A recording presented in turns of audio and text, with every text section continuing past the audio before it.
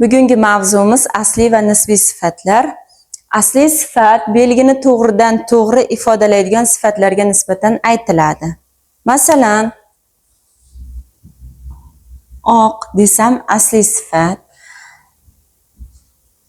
shirin desak asli sifat hisoblanadi. Ya'ni bular hech qanday qo'shimchalarsiz faqatgina oddiy darajadagi sifatlardir. Nisbiy sifatlar esa biror narsaga nisbatan olingan sifatlar.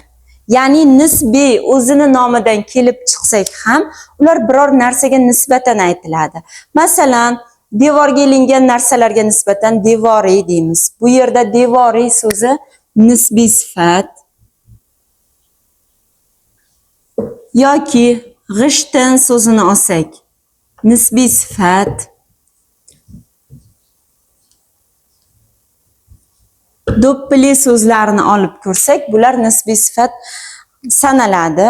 Endi asli va nisbiy sifatni farqlashning eng oson yo'li ushbu sifatlarga roq qo'shimchasini qo'shib ko'rish. Agar sifatlarimiz roq qo'shimchasini qabul qilsa, bunday sifatlarga biz asli sifat deb ataymiz.